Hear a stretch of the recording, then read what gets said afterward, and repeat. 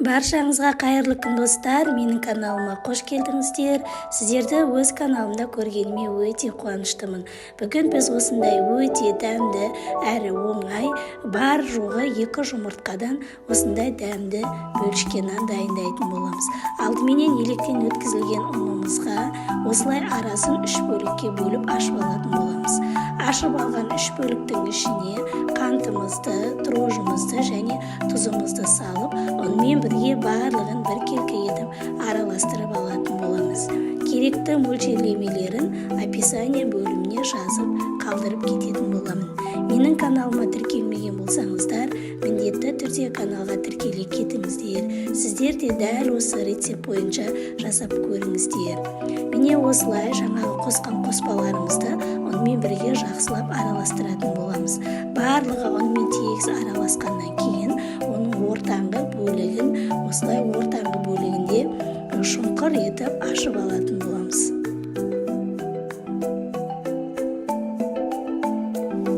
Енді оның үстіне жылы суымызды құйып және оның үстіне бір жұмыртқамызды салып, барлығын жақсылап араластырып, жұмсақ етіп қамыр илеп алатын боламыз.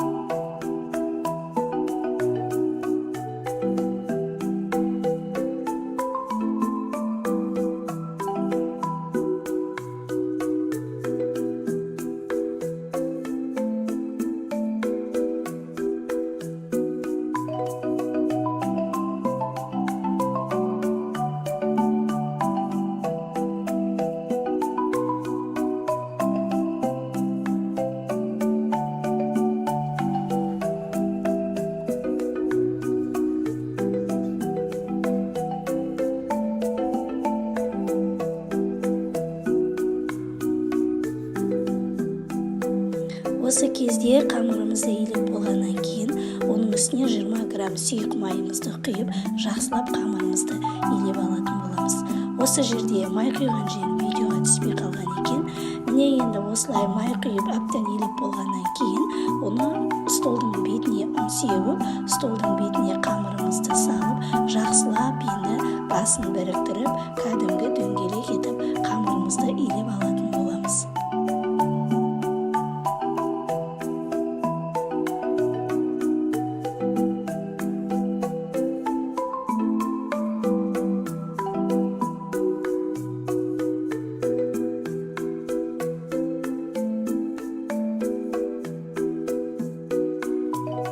Міне осылай қамырымызды илеп болғаннан кейін, ыдысымыздың ішіне азырақ сұйық майымызды құйып, ыдысымыздың барлық жеріне майымызды жағып, қамырымызды ішіне салып, бетін жауып, 1 сағатқа тындырып қойып қоятын боламыз.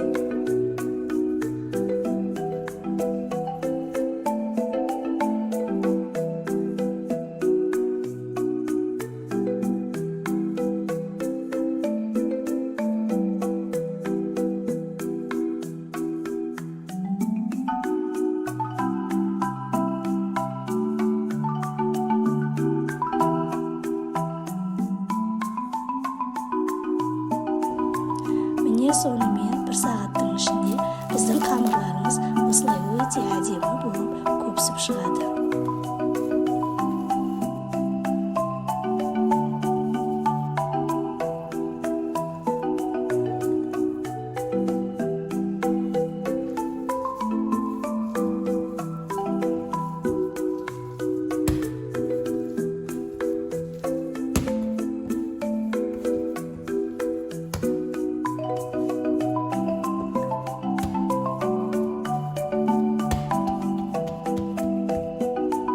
Жақсылап илеп болғаннан кейін қамырымызды 12 бөлікке бөліп алатын боламыз.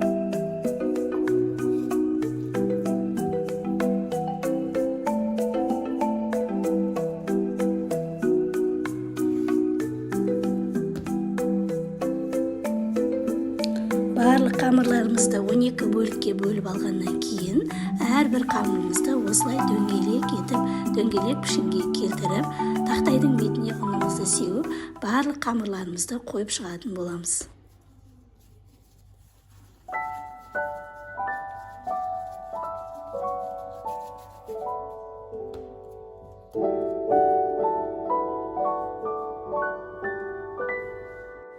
Міне осылай қамырларымыздың бәрін дөңгелек пішінге келтіріп алғаннан кейін, оның бетін майлықпен жауып 20 минутқа қойып қоятын боламыз. 20 минут өткеннен кейін әрбір қамырымызды алып, ұн себе отырып, осылай видеода көріп тұрғандарыңыздай ұзынша етіп жайып, және оның шетінен бастап қайырып, формасын келтіріп шығатын боламыз.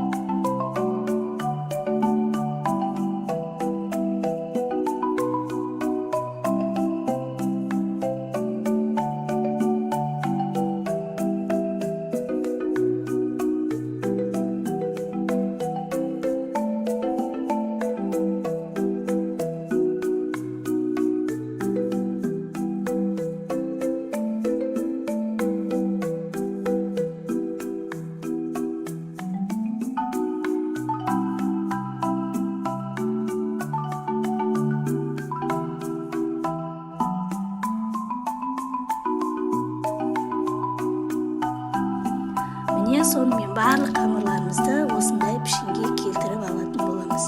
Енді оның бетін бір жұмыртқаның сарысын жақсылап араластырып, барлық жеріне осы жұмыртқамыздың сарысын жағып шығатын боламыз.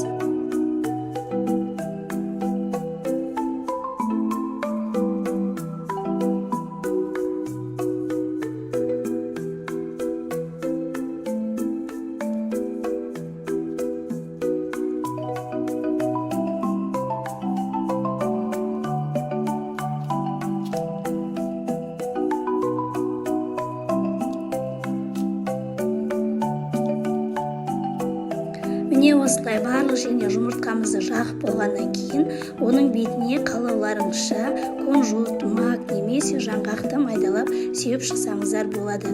Өздеріңіздің қалауларыңызбен, егер сеппесеңіздер де болады. Мен енді осылай барлық жеріне кунжут сеуіп шықтым. Барлығын осылай сеуіп болғаннан кейін, алдын ала қызып тұрған пешімізде 200 градустан 20-25 минутта пісіріп алатын боламыз. Міне сонымен біздің тәтті бөлшкі нандарымыз осылай пісіп шықты. Көріп тұрғандарыңыздай өте әдемі, көпсеген, сап-сары болып, өте әдемі болып пісіп шықты. Енді сіздердің әркімнің пештері әрқалай піседі, өздеріңіздің пештеріңіздің пісу уақытына қарай пісіріп аласыздар.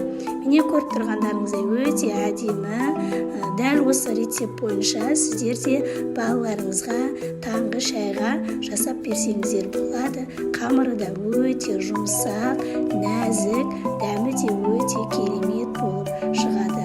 Менің каналыма тіркелмеген болсаңыздар, міндетті түрде каналға тіркеле кетіңіздер және достарыңызбен бөлісуді ұмытпаңыздар. Міне осылай бөлшкелерімізді пісіріп алғаннан кейін, қалауларыңызша оның бетіне ызғұш ізгі сепсеңіздер өте дәмді болады. Мен енді осылай ізгі сеуіп шықтым. Ізгі сеппесеңіздер де болады, немесе бұның бетіне ерітілген шоколад құйсаңыздар да болады. Дәмі өте керемет, дәмді болып шығады. Баршаңызға ас болсын. Сіздермен бірге болған Алтынай.